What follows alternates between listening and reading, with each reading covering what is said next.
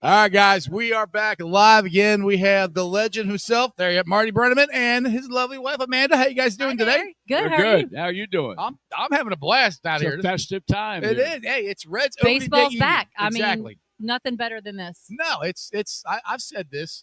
I think this should be a citywide holiday. You know what? I did a thing for Kroger today. Amanda and I were there, and I had two people say to me they ought to make it a citywide holiday. All kids out of school. Yeah, absolutely. Yeah, why not? I mean, because how many take off anyway? I did. Right? Let's just I go did. ahead and call it. Let's just call it and give them all an excuse absence. From 1984 to 1989, 90. I think it was 90. Me and my dad went to Reds opening day every year. Right. Every year. And it was a blast. I could not wait. I couldn't sleep the night before. I was so excited. And like I said, you and Joe were the Summerhood music of my childhood. So listening to you guys was awesome. And thank you. Both of you right now is a tremendous honor for me. So I'm Thank happy you very much. We're thrilled to be here. appreciate it. Thank you. So let's talk about what we're doing here for the Reds Community Fund and what this night means for the community, the fun, the city, and everything like that. Well, the folks at the Community Fund have made such an impact all over Reds country, Right. frankly. And, for us to be able to come out and support Charlie, Randy, all the folks, Owen, everyone that's a part of this, we're happy to do it. We're glad to do it. Marty's been involved with the Reds Community Fund since I guess its inception, because you were here Pretty when much. it, Oh, yeah. Yeah, pretty much. And to bring baseball to these communities, to give these children an opportunity to play a game that we all love, it's so important. It's a great sense of community, and we're always happy to support anything that they're doing. Exactly. And the Reds Community Fund, the RBI program, they do such a great job. I mean, the Reds have actually had a couple teams go to the championship and go very far, and just getting baseball to kids who can't play or don't even know what baseball is, Yes, correct. Just to be exposed to it. Yes, I mean, yes. we need young fans. Yes. And to start them at that level, to introduce them to that, to have them see them in the community, redoing these fields that, frankly, were just not much to play on. I mean, they just They're do all over the city. tremendous work. They really are. Yeah, we got a couple of them. I live over on the west side in Pete Rose country. We got a couple of them over there. So it's great because these fields, I don't want to say were dilapidated, but they weren't in the best condition. Well, you know what? So not me, the Reds Community Fund, Right. and Marty and I went to the rededication of the Marty Brennaman Field at Julius Park out in our neighborhood in Anderson. And, the field was nice. It really was. But if they had any rain at all, they were rained out for not necessarily because of rain, but because of the condition of the field, the muddy condition. And now these kids can play 2 or 3 hours after rain comes through. We had we had that same one, Bullface Park. P. Roche played there. Yeah. It's down at the bottom of the hill, Price Hill, Sedansville. And my kids played there. And when the Reds took it over, it's made it look so much nicer and so much better maintained than what it was before. Because, I mean, all the kids want to do is get out there and play baseball. And when it's rained out, it's rained out. You can't do anything about it. It sucks. So it's a good thing that they're doing all these things. Absolutely. So are you excited about having a statue? It's the biggest thing's ever happened to me. The Baseball Hall of Fame and all the other honors that That's bigger than the Hall of Fame? Oh, yeah. It's bigger than the Hall of Fame. And the reason is because had I not been accepted by the people in this town when I came in 1974 to succeed Al Michaels, all of this stuff would have never happened. These people embraced me, made me feel like I was one of their own, having come from the outside. And along with that, I was smart enough to realize how good I had it when I had opportunities to leave here, and I had a lot of them. Yes. I said no every time, and I don't regret it. 46 years of broadcasting Reds baseball, and the fact that the club is going to honor me now with a bronze sculpture, that's the biggest thing that's ever happened to me. Now, did you have to go stand in a certain position? Oh, no, they're so early. A picture? No, How do they do that? I don't think that's going to happen. They're going to give us a chance to personalize it with certain things that would stand out and people would know this was Marty Brennaman. One of which is a very minor thing, but all through my career, I use number 1 leaded pencils. That's the softest lead of all. Yeah. It's also the darkest. I didn't like number 2 pencils because you had to press like the Dickens to make it be seen. Right. And so I'd have to order them. Okay. And ironically, I ordered them from the this Staples, Ron Sargent. who was run then by Ron Sargent, who is now running the Kroger store. Okay. And so I'd like to think they'd have those. I also would demand that a paw print be placed on the tabletop that represents the most important person in the Brennaman family, and that's our 10-year-old Maltese, there you go. Millie. And just really all of our cats. I mean, all of our pets right. that we've loved our whole life. Yeah, I'm a big animal lover. I've had 3 dogs since I've been married. This is our third. We just got our 3rd dog this year because our dog Buddy unfortunately had a stroke and passed away last year. Which is, I don't care what anybody says, losing a pet is it's like losing a family member. That's exactly. I don't even want to think about it. Like losing him. Like he was only 9 and he young. had a stroke. And I remember I was out working and my wife said, "You need to come home. There's something wrong with Buddy." I get out there and he's not looking good. We carry him and take him to the vet, and he was having multiple seizures. Anyway, it's a terrible thing. It's a traumatic time in any family when you lose one. Yes, it's very awful, and it's taken us a while to get to where we're able to get another dog. So we got another dog here, and we're actually babysitting my son's sister-in-law's dog because they're on vacation. Right. So we got 2 the more dogs the and a cat. merrier. Yeah, exactly. So we're having a great time having a dog party at the house. Good. So now back to the sculpture. Are they going to have the poofy hair? You think that's going to be part of it? No. No, you're no poofy hair. That's been the most asked question of all. I figured it was. No, it's not going to be. It's going to be the new Marty. It's not going to be the old Marty. Oh, they can have the shades on and Marty kind of shades maybe. I'd be all right with that. And Marty could pick. I mean, it was totally up to you. Yeah, it was up to me. And I mean, the bulk of his career was with the helmet vampire, Bobby Goldsboro, whatever the guy's name. Bobby Goldsboro. Yeah, it's not a good look, but it's an iconic look. Now there's a T-shirt out. There is a T-shirt. The Marty Party shirt. Yes, T-shirt has exactly. It. Yeah, but I mean, look how good he looks, though. Oh, it looks great. Looks great. Thank you. So Thank you. Let's go back to that night when you did shave your head because you bet. I can't. Was it Chris Spire? Yes, Chris. Bench coach. The bench coach. You bet him, or he bet you. Chris Spire.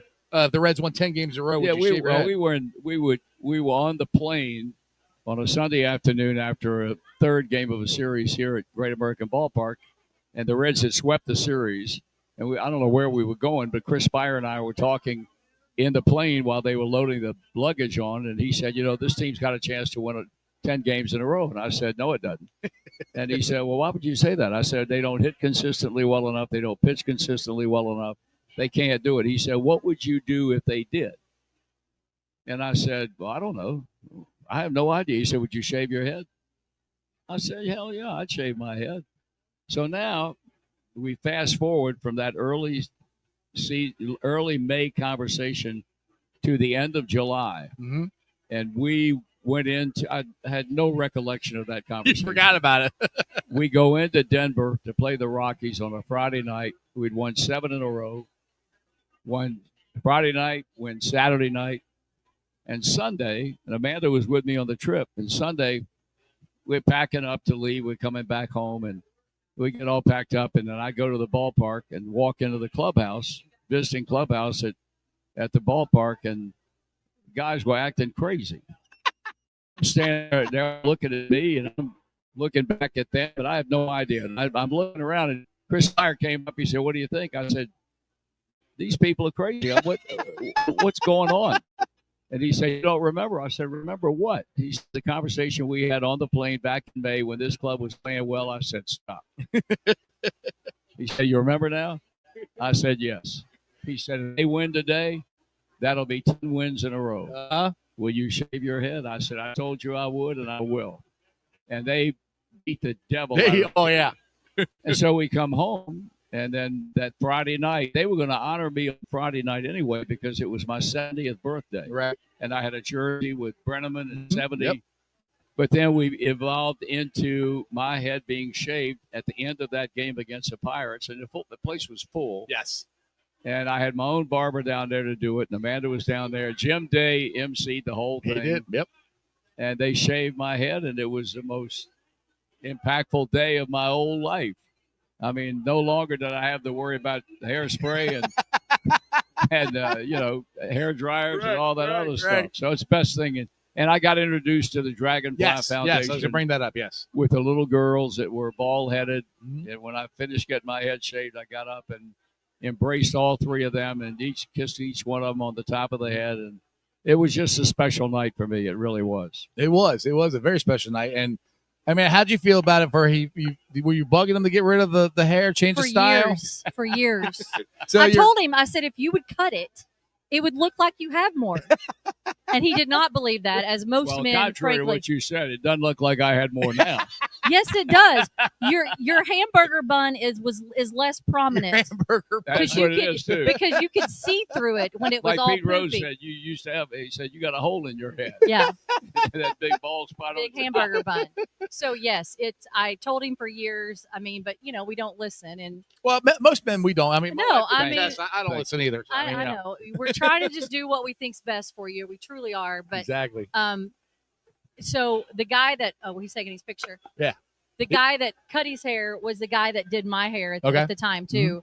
And I told Jeff, I said, before you just shave it, put like a number 3 or number 4 guard on Right. it and buzz it, And then show him. and then let me take a picture. And I did. I'm like, this is where it needs to stay. Right. And what are you now? Do you get a 4 all over? 4.5 now. 4.5 all over every 2 weeks? No, actually, I get a 4 up top and a 4.5 on the side. Okay, see? Well, you look good. He You does look look good. Well, I don't know about looking good. Well, I see. I'm happy with it, so I don't care. And I see you guys are world travelers. I follow. I'm pretty sure you're the one that runs the Instagram or the Twitter or anything. I do not do his Instagram Oh, at you- all. you no run that? way. You know Your what? He's a Instagram? grown man. He No, can I do do his that. own. Oh, you do that? Okay. Because he doesn't do it very much. Well, every once in a while I see, but I see you guys are traveling around. Yeah, all I over mean, the place. mine's pretty up to date. Marty does his when he does his. I don't run that. I don't run it at all. If I didn't have to do this stuff, I probably wouldn't do it at all. So, Right. You do a good job. well, thank you. You're Thank very you. welcome. I appreciate that. So I got the Pete Rose shirt on here. And, I know that's a good looking shirt. Yeah, I like it's my favorite player growing up. Yeah. Mine too. It's the Mine 50th too. Anniversary of the Big Red Machine. I'm gonna make everybody feel old. I'll be 50 in April 14th. God bless you. Yep, that's That's good. That's Pete Pete Rose's Rose's birthday. Yep. So I got the same birthday as Pete. So I'll be 50 this year. Big Red Machine will be 50. What you watch Pete from the 74 all the way on? Yeah. I know what Pete meant to me. What did he mean to you as a friend? Well, he became a great friend. The two best friends I had among guys that put on uniforms, aside from managers, in the 46 years I was with this club at broadcasting games, was Pete Rose and Joe Morgan. Yes. They were my two best friends. And I just had incredible respect for both of them and their ability to play the game. And Pete, of course, just knew only one way to play, and Yeah. that was all out. Mm-hmm. And That's why we loved him. I just, and I think back on when he had the hitting streak that set the National League record, and how exciting that they would have was. thrown a damn fastball. He would have broken. But anyway, when he made an assault on Ty Cobb's record, that was exciting as a Dickens. And he and I maintained a great relationship after I retired. And of course, Pete had been thrown out of the game back in 1989, but he was a good friend, and I cherish the moments that he and I spent together. There were a lot of. Exactly, and that's what people I don't think get, because unfortunately everybody remembers Pete and the gambling and all that stuff. But for me, as a 10-year-old kid, when he hit 41.92, and I hear your iconic call and hear Joe Knox on the background saying, "Get down, all right." Yeah. And I got that stuck in my head. He means something to us, and I can't explain that to people outside Cincinnati of what Pete meant to this city. Well, I mean, He's there are a lot of ours. things Yes, that go into He's that. ours. Yes. He's It's the ours. most provincial city in the United States. If you're one of them, Mhm. whether you were born and raised here, or in my case, when I came from outside, especially if you come from outside, the people here reserve judgment on what they think about you. Mhm. And they don't make any comment until they decide individually and collectively, yes, you're one of us, or no, you're not. And if no, you're not, then you're in trouble. Right. And Right. thank God they like my work. And I really believe that a lot of people realized early on how close Pete and I were. And that was also important to those people, because of all the things he did wrong, and he did a number of them, Mhm. and he knew that, Mhm. that he was still their guy. Yes. He was still one of us, and no matter what he did bad, that's not He's going to still change us. our He's still ours. affection for He's him. still ours. That's the way it was. And you he know. should be in the Hall of Fame.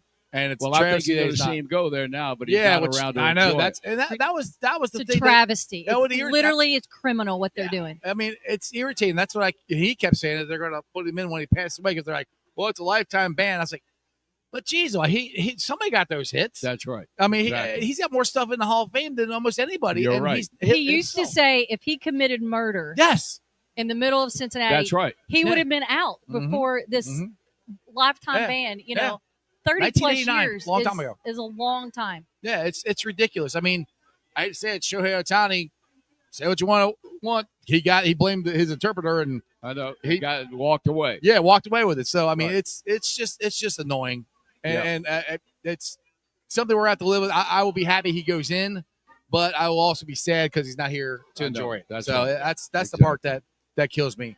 Let's talk about your broadcast partner, Joe Nuxall. How did he make it? How comfortable did he make you feel your first time going into the booth replacing Al Michaels? Well, he made it very comfortable for me because Joe cared about making the transition smooth. Mm-hmm. But the funny thing was, up to 3 months after the regular season began in '74, every now and then he'd make a comment to me and call me Al. On purpose? And no, No, he just messed up? no, and he was mortified. Oh. He was embarrassed. He couldn't apologize to me. I didn't give a damn what he called me.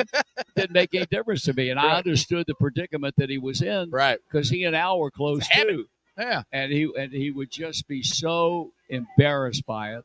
And then naturally over time he grew out of that, and that was not a problem. But Joe, and I tell people all the time, that Joe and Sparky and Pete and Joe Morgan and Tony Perez were the 5 people that made it easier for me than anybody. Right. The transition for me was relatively seamless Mhm.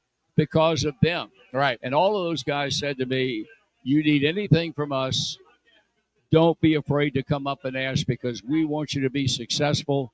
And if we can help you be successful, then we'll do whatever we have to do. And that's the way they were. Yeah, it was a great combo, you two, and I think you've done a great job when Joe retired and Jeff Brantley came in, Right. and I think you guys had a great chemistry there as well. It's a little different, but it was good It was chemistry different, too. but Jeff and I became very close. I love Jeff Brantley to death. I think he has made himself into an outstanding baseball broadcaster. Now, did you leave him in the booth Did by I? himself Yes, one I was day? just getting ready to Okay, say. I heard Let this. me tell you. Tell that me this story. I've heard this one. And we got to go in a minute. Okay. So they announced in the fall that he was going to be my partner for the next year.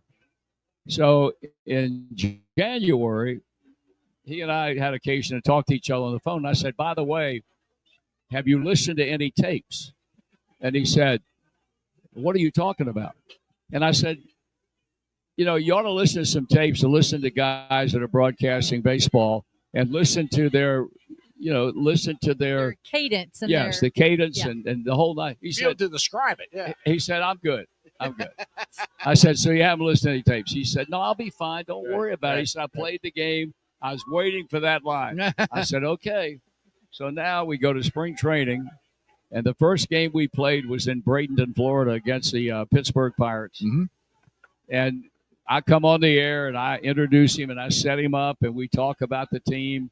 And now the game begins, and I do the first inning, and I do the second inning, and I come out of the commercial break to begin the third, and I said, the Reds are leading the Pirates 4-0, and now making his play-by-play debut, here's former Red Jeff Brantley. And I got up and walked out of the booth. and Let me- there is so much dead air. Oh, No, there And wasn't a lot of dead I'm air. just saying there's so much dead time in a spring Oh, training yeah. game. I mean, Oh, that's the hardest But one yes, to do. yes. But the inning could not have been more appropriate for my purposes because there were guys hitting the ball in the gaps and left and right center, guys trying to Shots score everywhere. from second base, and I'm not in there. And finally, I walk in there, and I mean, he is sweating bullets. And then we finally got to the third out, and I said, damn easy, isn't it? Oh, He my said, goodness. God almighty. He said, I had no idea what to do. He said, I said, you got to let people know where the ball is all the time. Right. He said, there were too much stuff going on. And from that day forward, he realized how tough it was. yeah. And just It's- because you played the game didn't amount to nothing. Right. and he worked to become a very, very good broadcaster. Yeah, I mean, He really did. I'd be trying to get in the radio back in the day. I would watch games and try to do it myself. It's not easy. It's really hard because you got to be able to tell stories and tell the game, and yeah, it's a lot of work. And Marty was the best. Marty was the best. I don't know about that, but you were. I was He all was the right. best. But you're a Hall of Famer, right? Thank you, Matt. Yes. Yeah. Well, Marty, thank you very much. Same And here, you man. Amanda, Good to see you. Thank Thank you very much. Absolutely. Appreciate Thanks you for having guys. us. Thanks for having us on. Hey, no problem. You Anytime. bet.